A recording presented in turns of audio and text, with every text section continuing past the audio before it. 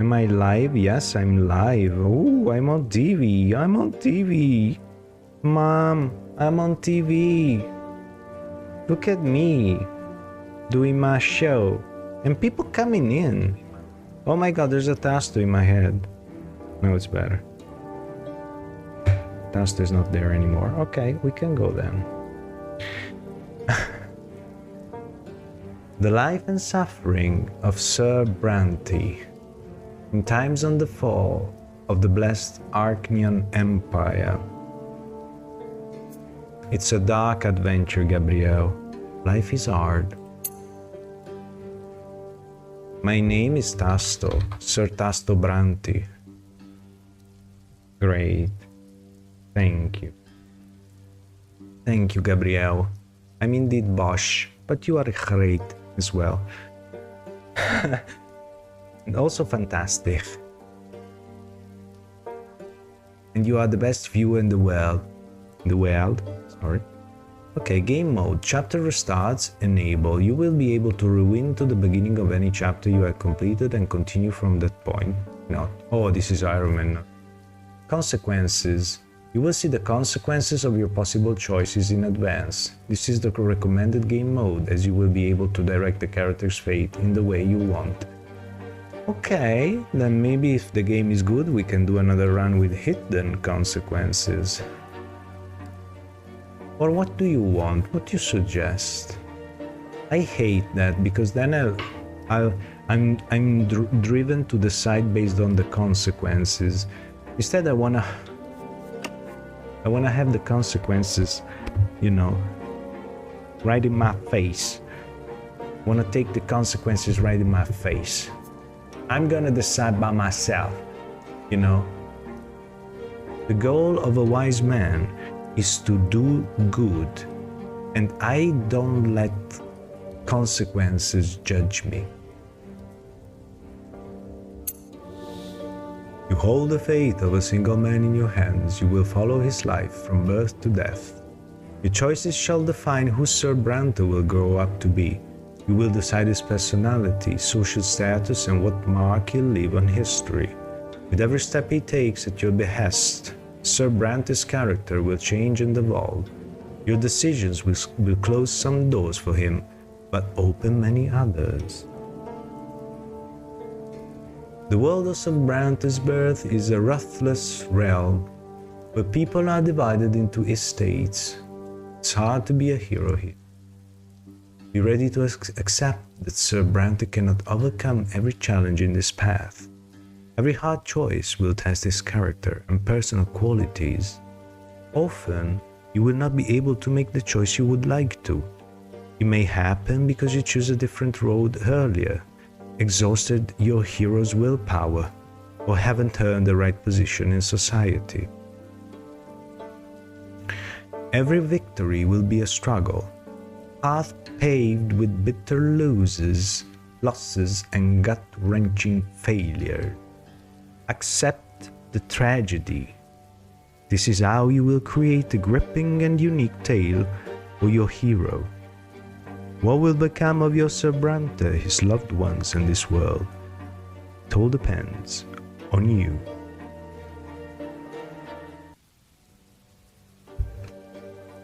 The story of my life remains written on these pages, but my fate has always been my own. Every deed, every choice, every person I met made me what I am. Could I have taken a different path? Could I have found a different calling? Altered the very course of history? And what price would I have to pay? The life and suffering of Sir Tasto.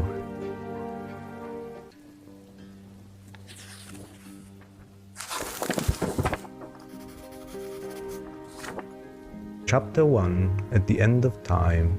Your fingers are stained with ink, your breathing grows rugged, your hands are shaking, yet the words begin appearing on the page before you one by one, clinging together, form a chronicle of your own life.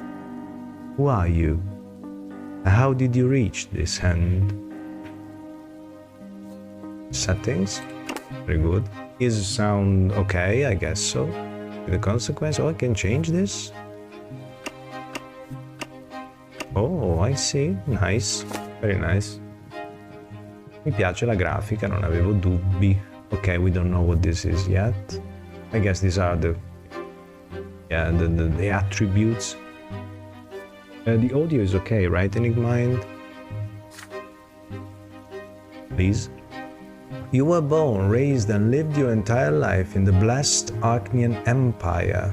In this land, a man's destiny is predetermined at the moment of his birth. Yes, okay, thank you.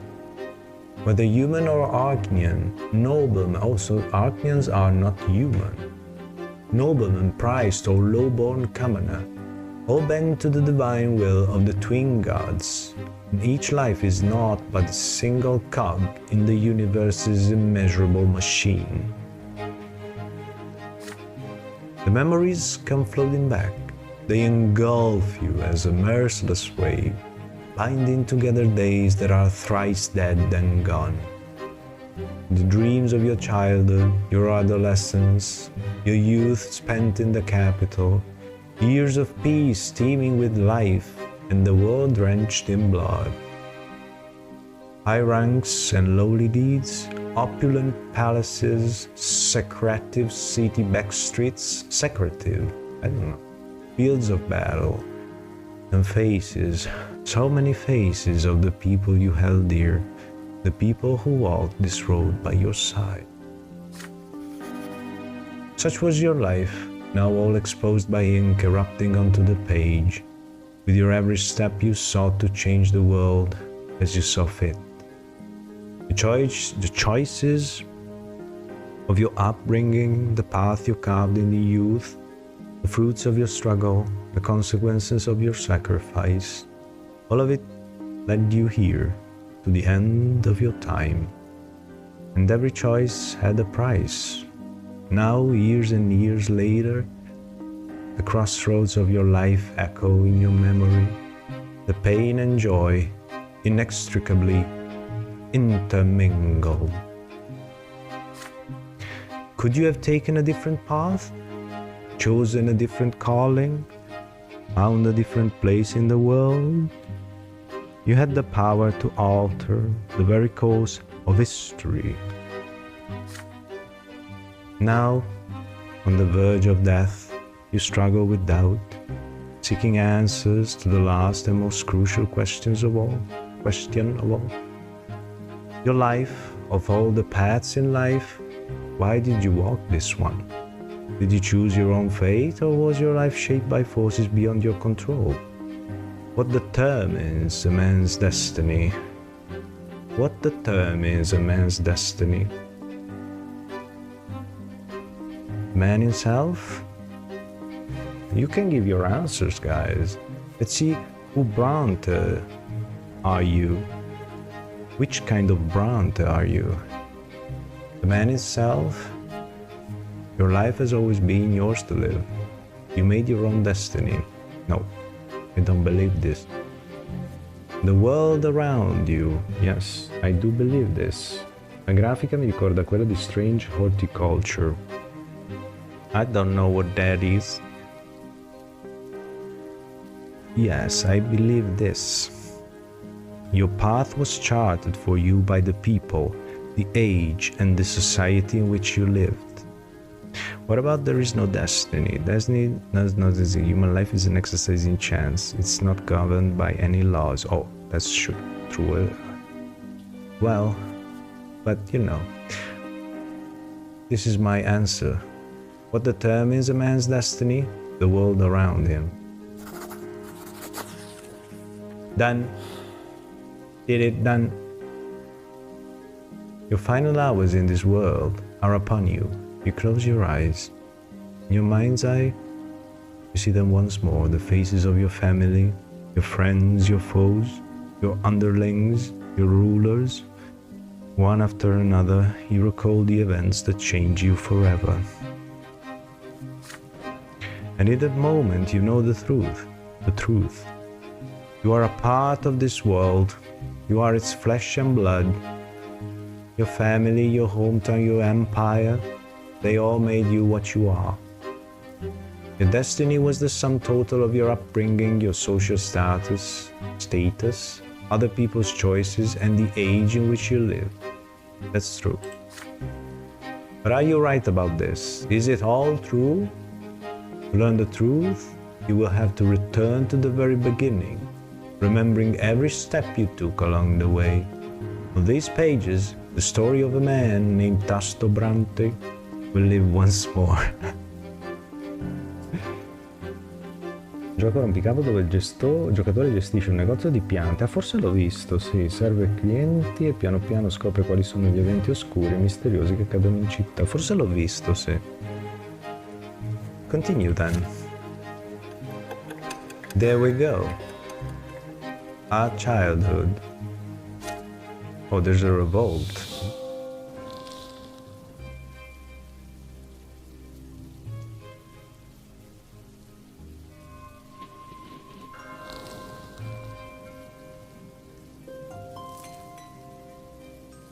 Childhood, where life begins, first words, first unsteady steps. You are but a small child learning about the world in which you were born. To you, everything is so new, so baffling, so unforgiving.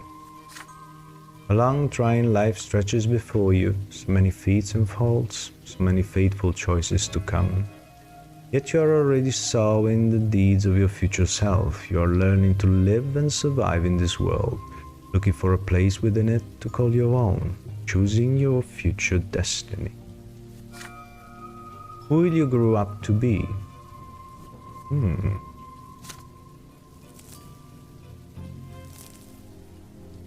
In chapters childhood, adolescence, and youth, you will live through your hero's coming of age. You will shape the protagonist's personalities, qualities, and relationships. By the end of prologue, you will determine the estate and future occupation of your hero. Only in adulthood will he start to influence the world around him and even the ultimate fate of the empire. Will Sir Brante grow up to be? It's your call. I see. I'm here to make the call. Oh, there we go. Okay. Now,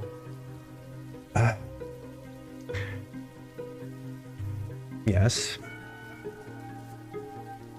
Events in the personal life of the hero that can happen in these chapters. Fencing lesson, beyond, inside, nobleman's sacrament. Okay, let's not look at this. Okay, now I can see this. Yes, I see. Destiny. Okay. Can I? Oh, okay. We'll see then. Okay.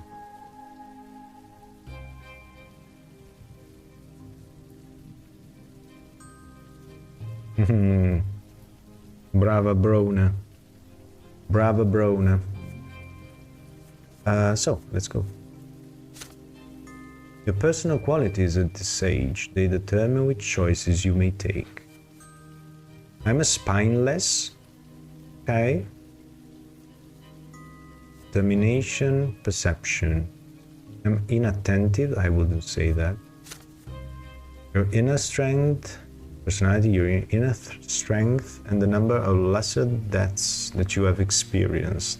These qualities will stay with you for your entire life. Oh. Untouched by death. Sections that open in this chapter. Destiny, personality, yes. House of Brante, family. Okay. Amalia Elborn, ex-wife. Stefan Brante, Tasto Brante, Gloria, this is Enigma. Lydia Brante, mother, I see. Oh, this is the house reputation, etc. Stefan is the heir. Okay. Stefan is my step brother because I'm the son of Lydia while he is the son of Amalia. Mi somiglia questo? Non credo.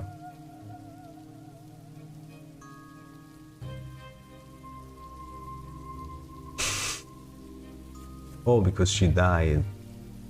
Okay. Lydia. She's a lowborn though. She's a noble woman.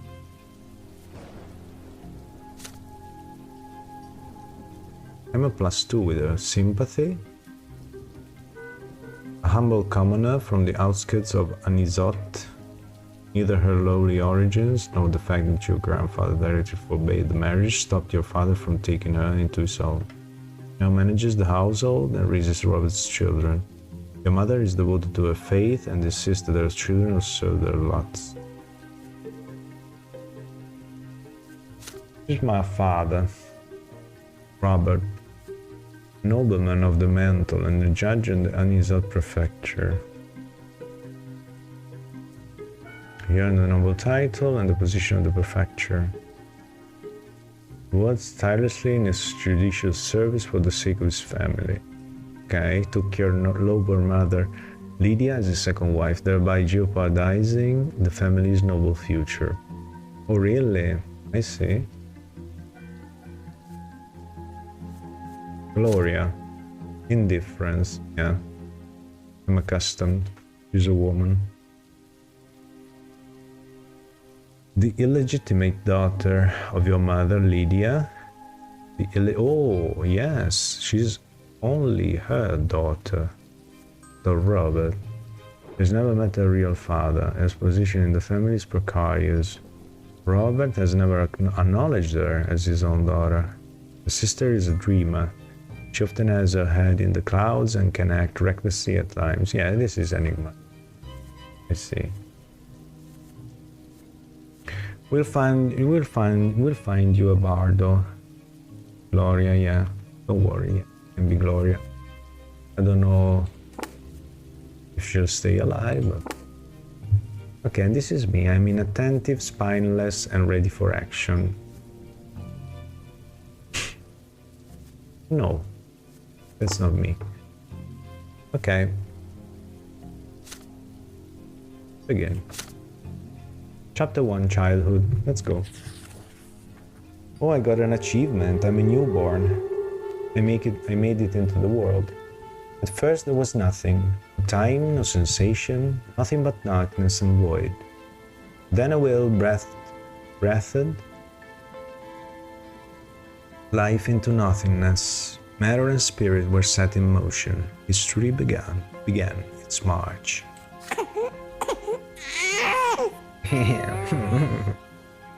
It was your turn to enter this world. Your first memory.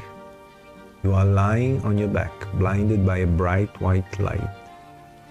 Man, you got a good memory. You are not alone. Above your tower, the colossal figures of those who created you. You are part of them, and they are part of you. Between you and them is an inexplicable connection, strong, unbreakable link. They will always watch over you, guard you, protect you. It hurts to breathe. You let out the pain in the form of a desperate scream. Your creatures extend their hands toward you. There are two of them, the ones who made you form, the ones who made your form from their own selves and brought you into this world. They are united, yes, as they lean closer, you begin to see how different they are. You can already feel their differences within you, struggling against each other. The first figure is soft and emphatic, wise and merciful. Must be the father. The love that emanates from it wraps your head to toe like an invisible blanket. The warmth from it is never ending. The second figure is strong and powerful, commanding and noble. It's harsh but fair, a beacon of guidance, a force of protection, a merciless punishment for every misdeed. Must be the mother. Yet there is also a third figure. It's like a shadow, barely seen behind them, yet already pulsing with an unbreakable will to live. It's the very will to live that is now growing ever stronger within you. A soft open palm, strong closed fist, lingering distant shadow. You struggle to loosen the swaddling clothes wrapped around you and extend a tiny hand into the world.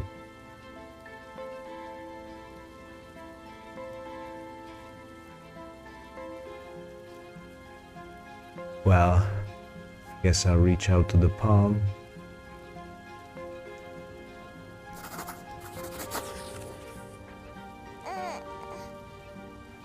Your little palm awkwardly clasps the soft finger. You explore your mother hands by touch. You smile gently as her arms wrap around you and lift you up. She smells of home, that indescribable smell, a feeling of safety that is second to none.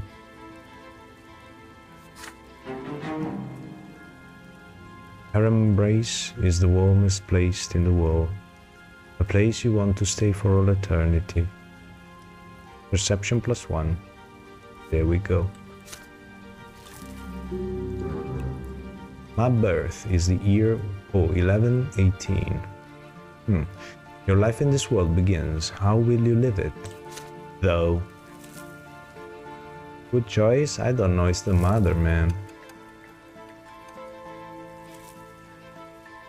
1 year.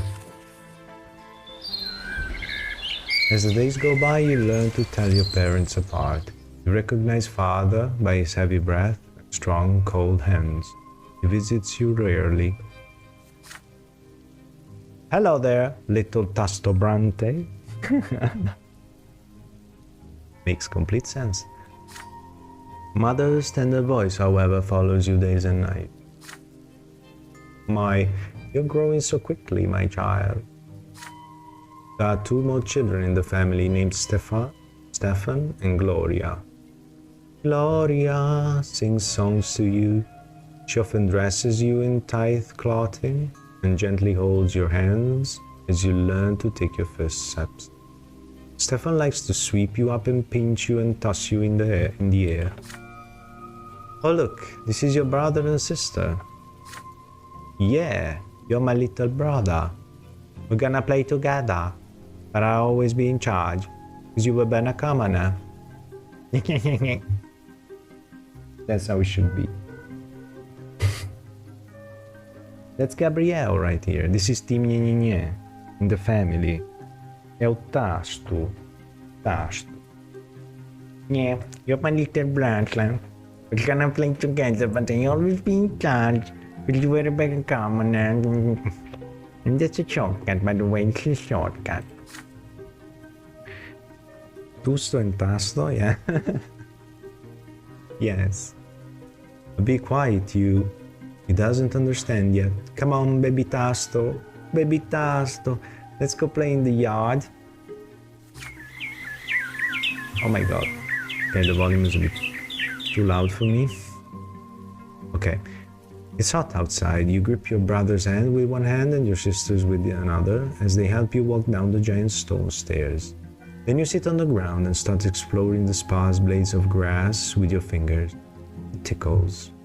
In the sky far above and away from you is a gigantic pillar, a perfectly straight stick made of light.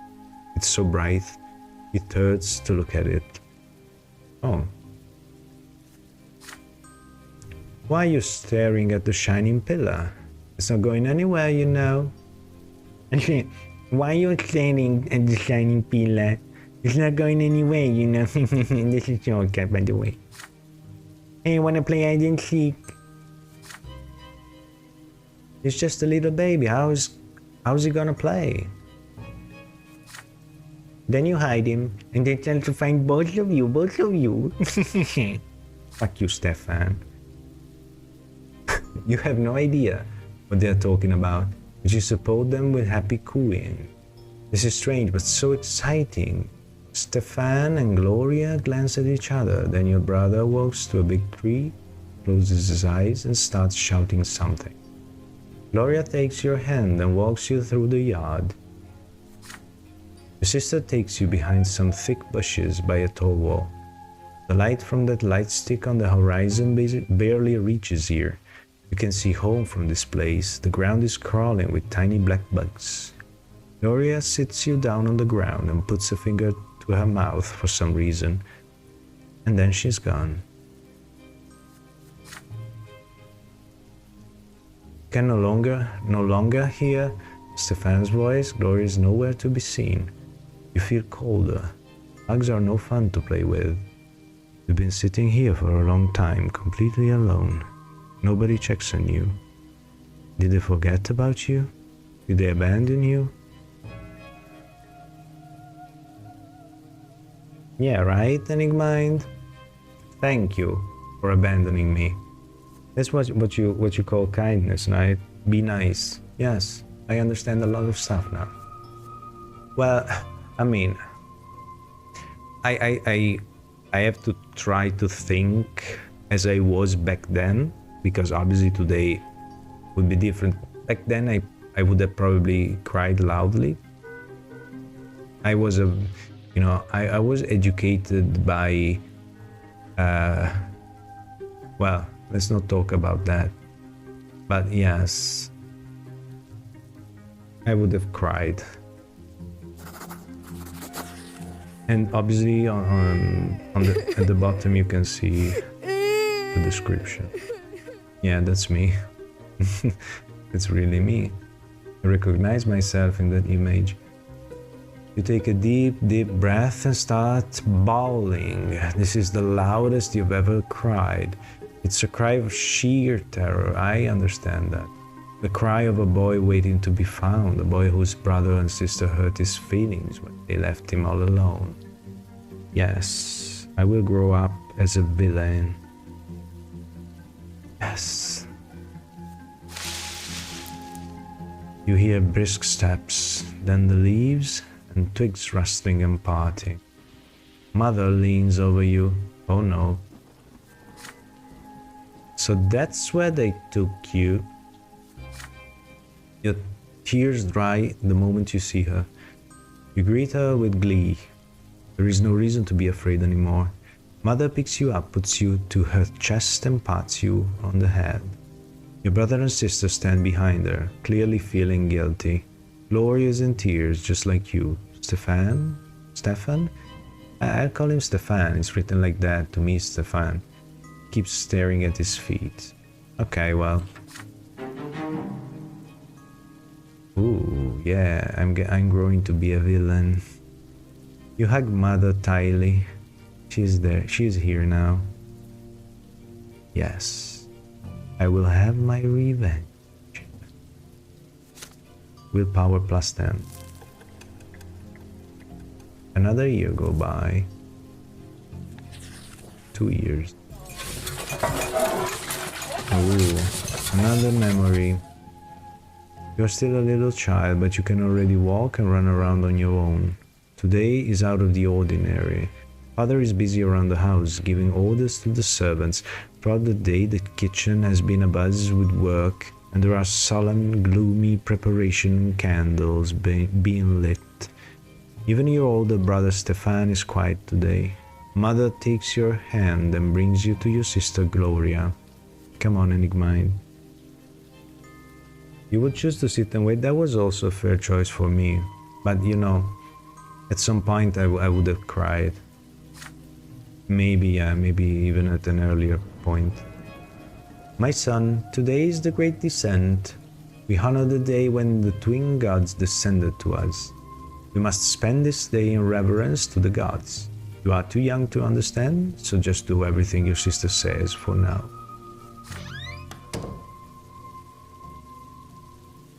Gloria takes you to the playroom.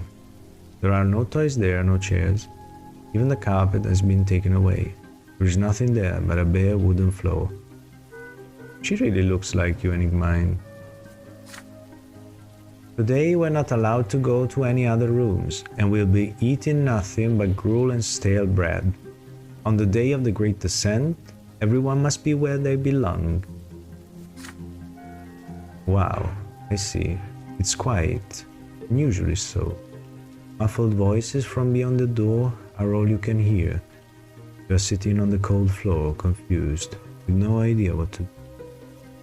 Then you hear your sister's voice, a lonely sound in the empty room. It's a little song that Mother taught her. You hold your breath as you listen to it. When the twins came down to earth, they brought lots for every birth. Let us count them 1, 2, 3. To 3. The twins made them for you and me. Nobles rule and bravely fight, they protect us with their might. Christs work hard to understand, guide us by the twins' commands. Common people walk and toil, always patient, never spoiled. Leave your lot where you were born, to the day when you pass on. Know your lot and know the prayer, what the twins see everywhere. Where? Prayer? Oh, prayer, yes. Know your lot and know the prayer, what the twins see everywhere. You are transfixed by the tune. Gloria notices your gaze and a smile creeps across her face. You like the rhyme, don't you, Tasto? You know what it's all about? I kinda understand, I think. Look, there are three lots, okay? Now she explains us the world, right? They were brought to us by the twins when they descended to us from the shining pillar. Remember the pillar of light on the horizon? That's it. You can see the shining pillar anytime from anywhere in the world. If you follow your lot as you live, you reach the peak of the pillar. And if you don't, you get eternal torment at the foot. You and I are lowborn. Mom is a commoner too. So the lot for you and me is to suffer and be patient and work hard. Understand? The priests and the nobles have other lots. The nobles fight and rule over everybody. The priests, well, I'm not really sure what they do, but I guess they talk to the twins and then teach everybody.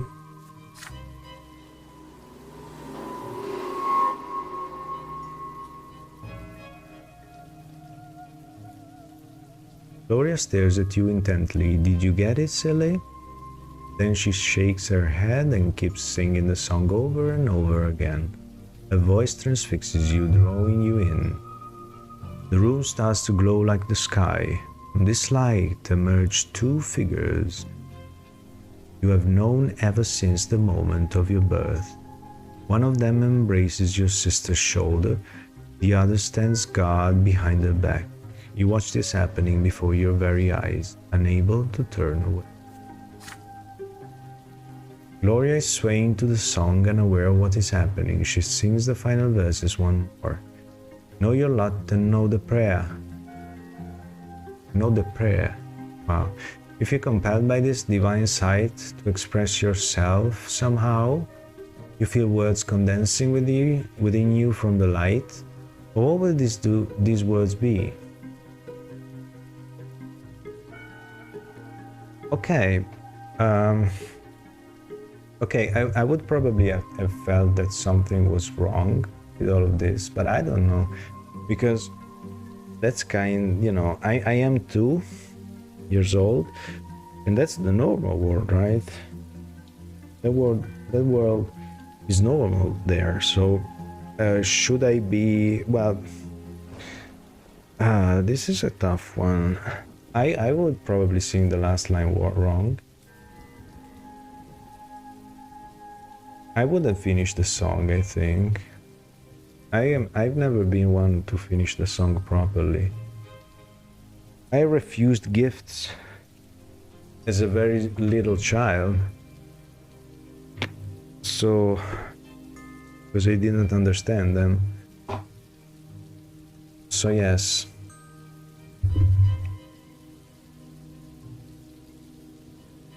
No.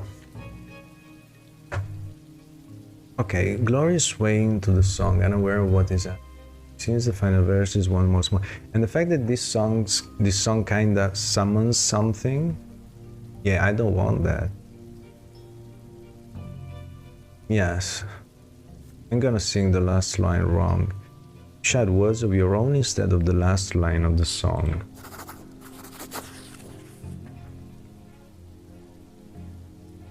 Know your lot and know the prayer.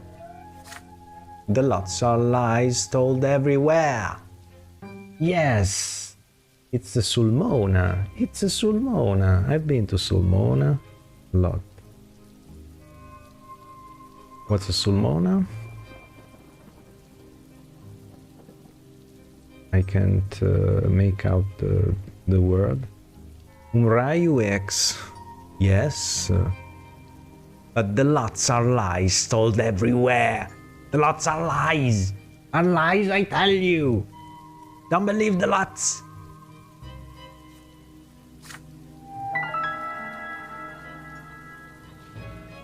Invocazione. Yeah, something like that. Summoning, yeah. You shout these words, but you have no idea how they came to you. The shining pair standing behind their back turn to look at you. You can feel their gaze piercing you from top to bottom. When the moment passes, they melt into the dim light coming from the window. Now Gloria is staring at you. You see disappointment in her eyes. It's really you, Enigmine. Tasto! That's not the way the song ends. Why did you ruin it? See? It's always Tasto, always ruining, always pooping on the party. There it is. Yeah, it's me. I'm spineless? I don't think so, man. I just sang the song wrong. I just angered the gods. Come on. You shrug, quite pleased with your cleverness.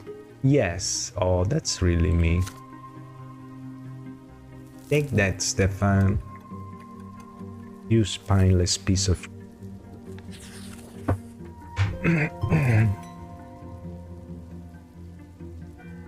Okay, now I'm 3. Spring, the origin. You are starting to understand more and more of what the adults say. Your family is an unusual one. Your father is a nobleman, but not by birth. Oh, this is a title earned through great service. But your mother is a low-born woman, a commoner.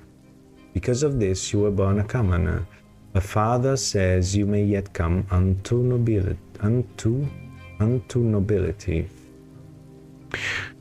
Okay, but I'll have to take a look at this. Yeah, so my father is a nobleman, but not by birth. Okay, so but my grandfather was a nobleman. I'll have to look into it. You learn to read at an early age. Together with Mother, you read and learn by heart the many poems about the divine twins, the twin gods who reside upon the shining pillar. Mother calls these poems prayers. Again and again, you try to discern the shapes of the gods in the strip of holy light that shines in the sky all day and night. But the light is too blinding to gaze upon. The greatest joy of all is when the stairs are no longer an insurmountable obstacle. Now you can climb and even jump from step to step. Mother urges you to be more careful and avoid climbing too high. But even though you keep falling, you never stop being curious about the world around you. That's me. Your older brother Stefan now spends less and less time playing with Gloria and you. Playing with commoners is beneath a nobleman to be, he says. So Gloria calls him names and Stefan pulls her pigtails. One fine evening, Father gathers you all in the sitting room with an announcement. You will have another little brother or sister soon. Gloria asks him to bring home a little sister. Another brother would be too much. Stefan gets frustrated. There are too many little siblings getting in his way as it is. Soon you will be an older brother too, and it doesn't really matter who the youngest will be, a boy or a girl, you will love them the most. Oh, we'll see about that. Oh, no, don't tell me. Emily is on the way? Or maybe a Gabrielle? Dang it. When Father comes back from his trips, he reads his adult books aloud for you. You find those stories of wars, generals, and rebellions quite enchanting. And Father approves of your fascination. I'm gonna end up a rebel, just like in real life.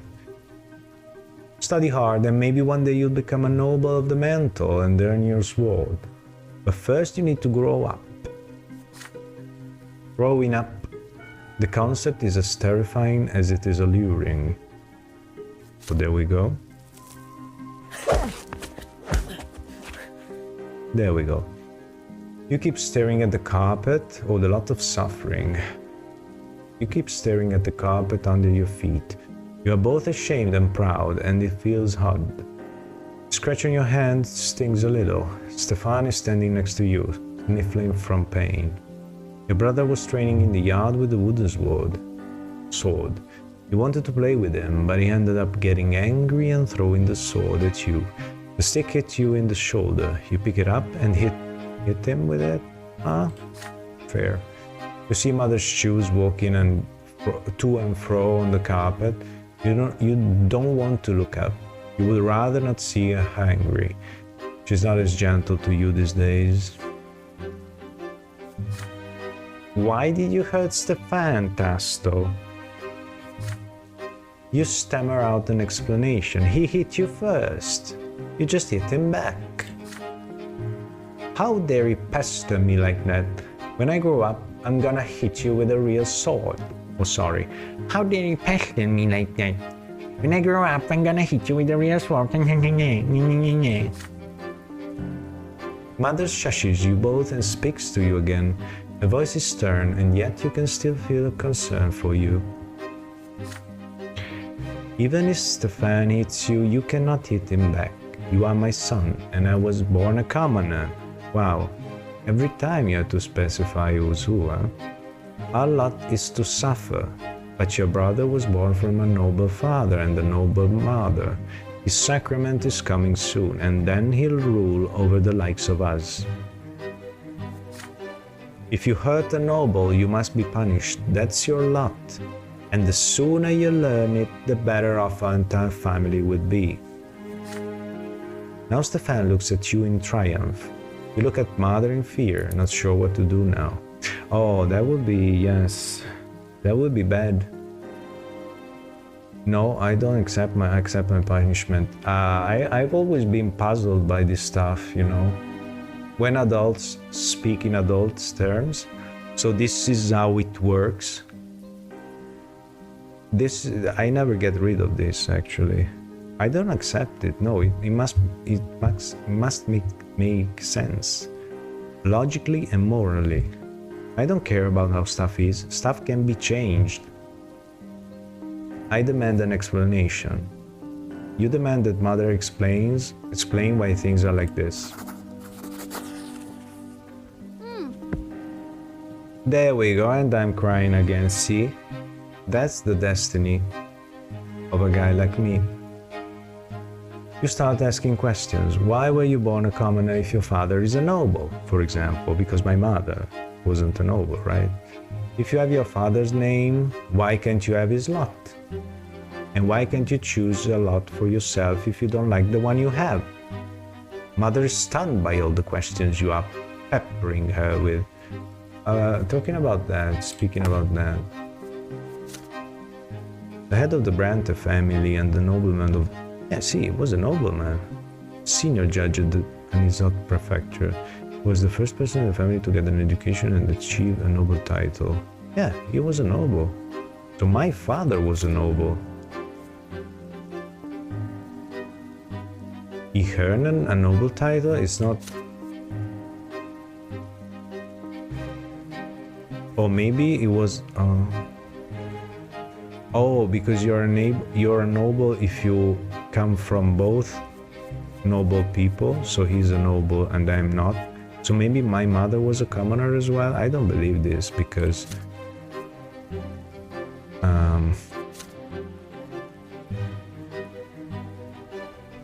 yeah, I don't know. Could be.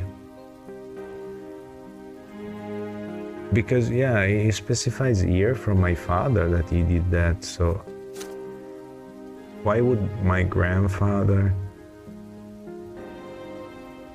He's preoccupied with arranging the future of his family tree. I don't know. I don't know about that. Let's go. Let's do, well, at least a bit more for sure. Another 10 minutes at least, and then we'll see. Don't you dare ask me about that, Tasto. I'll violate my lot. I start explaining it all to you. I'm a commoner, not a priest. What the fuck are you doing, man? Man. You are flogged in front of your entire family. The pain burns on your skin again and again. I know that. Tears keep rolling down your cheeks. I know that. Feels like the punishment will never end. I know that. It hurts to walk when you are finally let go. I know that. You slowly climb the stairs and walk to your room. You see a book on your bed, The Teachings of Isatius, Volume 2. Yeah, nothing new, Enigmine. Okay, your tears have dried now. You begin to read, slowly marking your way through the difficult words. Every death of the body bringeth the soul ever closer to the twin's judgment.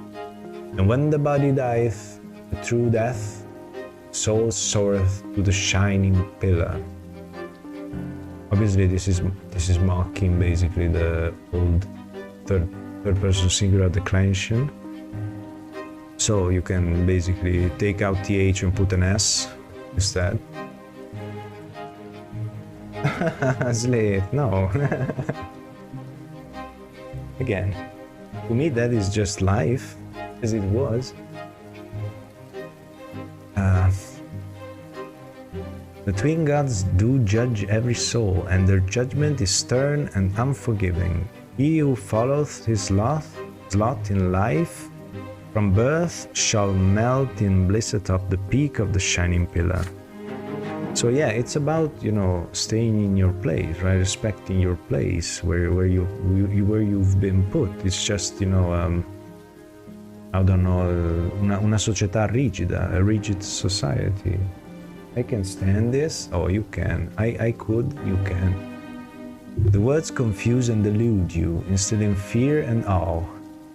And awe.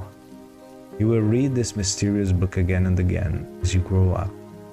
Really, I will read it again and again. So better read it another time then. Every death of the body bringeth the soul ever closer to the twin's judgment. Every death of the body. Are there multiple deaths of the body? And when the body dieth, a true death, the soul soareth to the shining pillar. Died a true death. Okay, so maybe this is figurative. So the true death is the final, you know, physical death.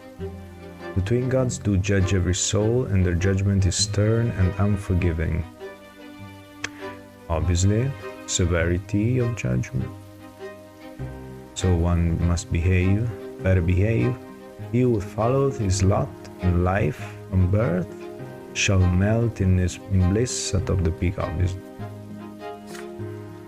Okay, let's go. I'm curious indeed. I'm also inquisitive and, yes, insightful. Yes. Glorious rhymes. Mother mostly stays in the chambers now. With each passing day she grows heavier and her features get rounder. It gets difficult for her to walk, but she still smiles all the time. One day she takes your hands and puts them on her big belly, and you feel a movement deep inside her. You will have another brother or sister soon. Yeah, I wonder if it will be a Meliflua or a Gabrielle. Gloria takes you on walks to the yard now. You explore the yard together under the evening light of the pillar, and she sings you songs and tells you amazing stories. See? Hey, Tasto! Do you want to hear a rhyme? I wrote it myself. There's even a bit about you. But don't tell anyone, okay? Okay? Writing poems and songs is only for nobles. If Mummy hears about it, I get flogged. Remember how you got flogged for hitting Stefan? Yes, I remember. Our judge is my second father. In the past I had another. Mother says the twins are great, but says we should not fight our fate. Brother loves to jump around. Please don't fall down on the ground. See, I wrote a little rhyme. Please don't tell them it is mine.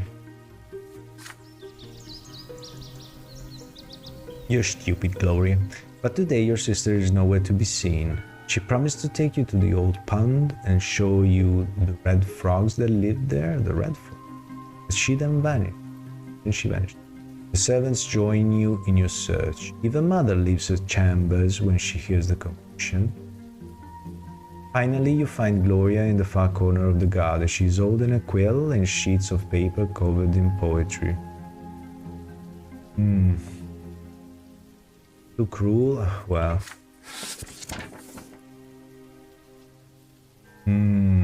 Mother becomes angry the moment she sees it. She looks through the poetry and her face grows dark with rage. Gloria is standing before her, wringing her hands and looking for an opportunity to run, but there seems to be no escape. Oh, and she is pregnant. What is this nonsense, Gloria? We talked about this. You were told to take care of your little brother.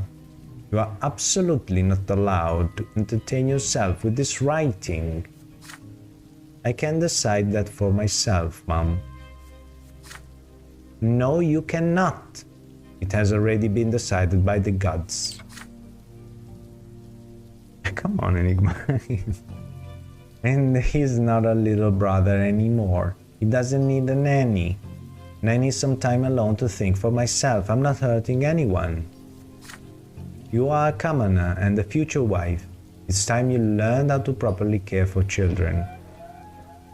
Had your disgraceful former father kept me in his house, you could have been born a noble, but that is not our fate. You are absolutely forbidden now from ever spoiling paper and wasting ink again. People shouting. Mother grabs Gloria firmly by the hand and takes you both into the house. Scribbled sheets fly into the fireplace. Gloria sobs violently. You are a bystander to this scene, unsure of how to act? Pretty sure.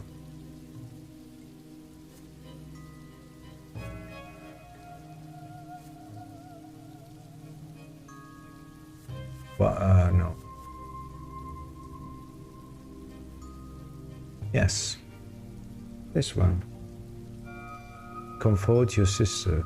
Comfort your sister. Comfort. You comfort Gloria and say that Mother is wrong. Good. I'm not gonna write rhymes. I'm offering you an human comfort. Not practical one, human one. Mother leaves. The last of your sister's poetry burns away in the fireplace. You walk up to your crying sister and take her by the hand. None of this is her fault, you say. What Mother did was wrong and far too harsh. Gloria sniffles before speaking.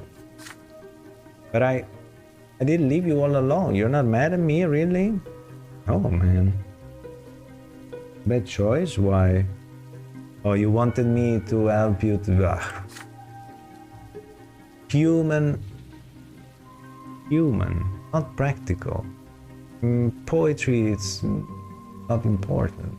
Whatever it is, it's not important. It's a matter of principle. That's what's important. You're not in reassurance.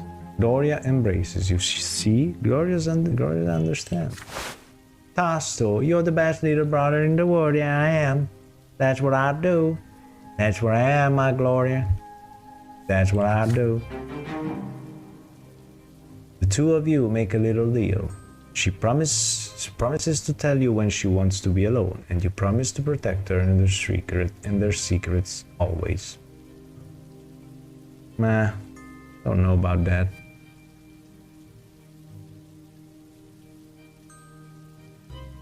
Sympathy, grateful. Gloria remembers what you did for her. Oh, I'm ready for action, man. I'm ready for action. That's nice, though. Let's take a pause, though, right? Oh, dang it. Now I am for winter, the coming sacrament. Mother is in a armchair, knitting woolen jackets. Oh, woolen from wool, okay. Pants and socks for the little one. The baby will need to be kept warm, she says. Father spends less time at home now.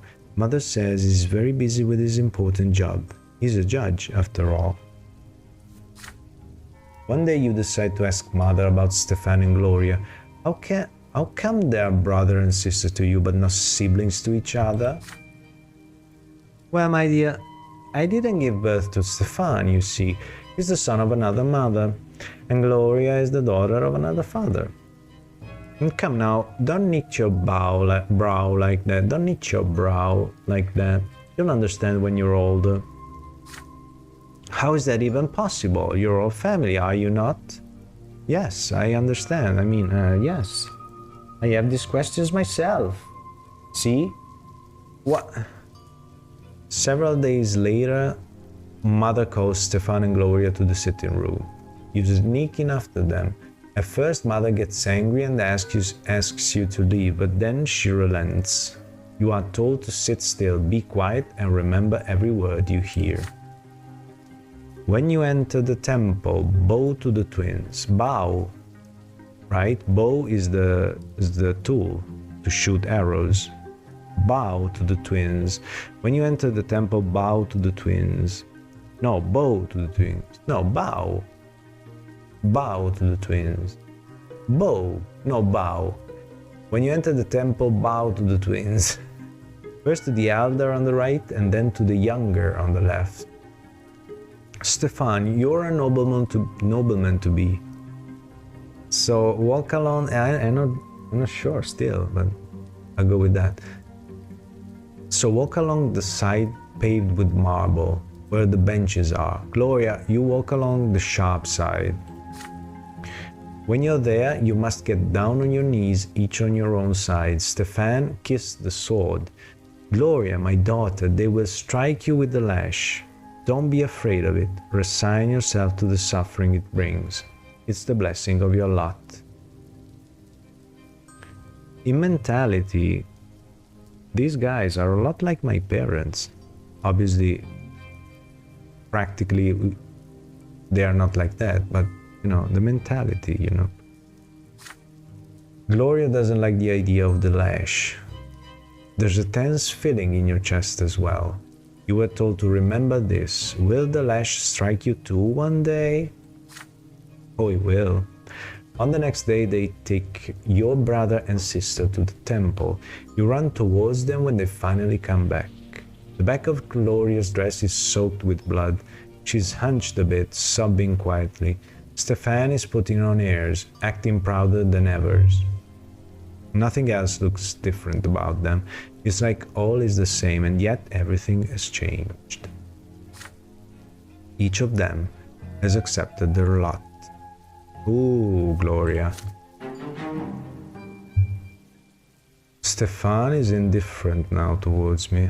I see, but I hate him, so... I'm here, You are here, I'm here. Disagreements represents how close and trusting your family is. It affects the fate of your family members. Oh, I see. So in a way, we still have to get along to each other, despite. Fair, true. Oh God, yes. I don't have siblings, so I can kinda rule myself in a way. Your siblings, Stefan and Gloria, took their first sacrament at the temple.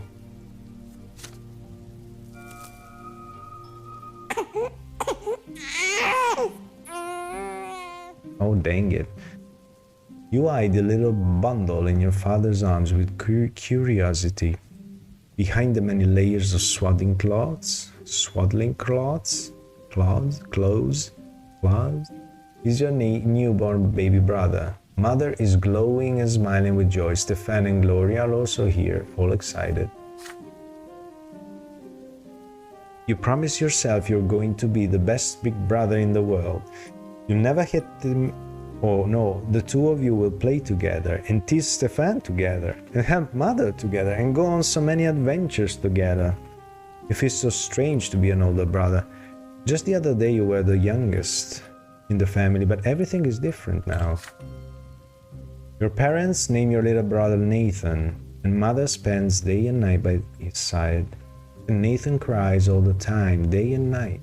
Mother barely gets any sleep. She's so worn out she starts forgetting things.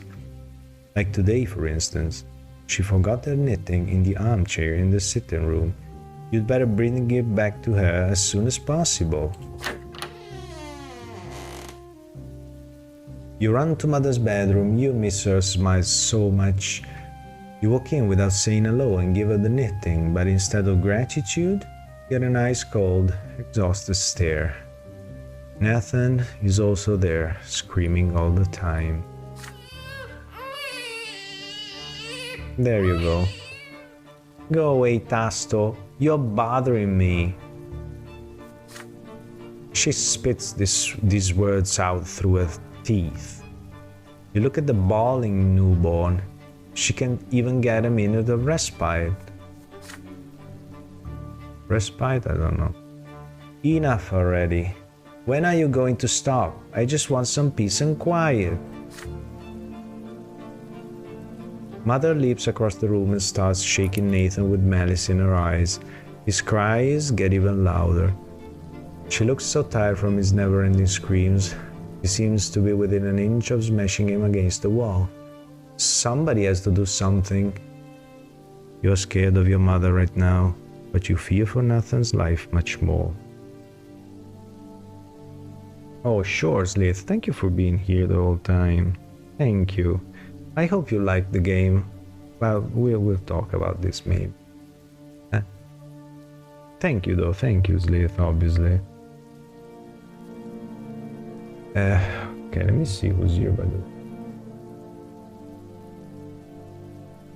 I can see. Oh, I can see from here, though. Sure. Out. Slytherin Granny. Obviously, we all know. But still. It's true. It's still true. We all know, but it's still true. Well. I would call Father for help. You run to Father's study as fast as you can and ask him to calm her down. You run away to Father's study and stammer out a plea for help. Father gets up immediately and runs back with you. He barges into Mother's chambers and embraces her and the baby Nathan with all his might and love. She screams at first at him, crying how she's tired of everyone.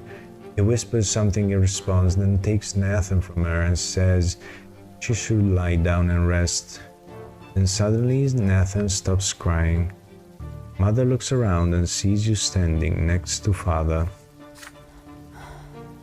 My son, please forgive me. I'm so sorry you had to see this. Thank you for going to your father for help. Twins know I didn't want to hurt anyone. Mother's face is covered in tears. Everything will be alright now. Tell you. You can go. You live in quiet joy as Mother calms down and Nathan falls asleep. Father won't let anything bad happen. See, I went to Father exactly for this, to see if I can trust him, or, to see. Mother, She's my mother. I'm not gonna trust her. She's a woman and my mother.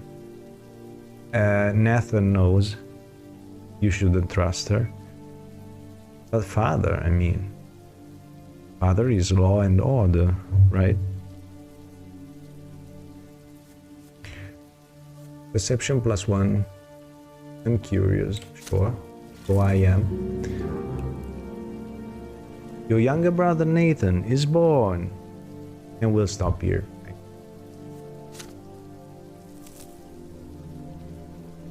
For now, let me just take a pause. I'll be 5 years, yeah, 5 years old. So it's 5 years difference, I see. Okay. And let me see, should I save? Is this auto-save? I guess it's auto-save, right? There's no setting for saving. So let's also try then. Are you sure you want to quit? Yeah, your game will be saved automatically. You will be able to continue from the scene. Very good. Okay. Well, what do you think? I'm gonna quit for now. Oh, I need a pause from reading and thinking. It's reading heavy, man.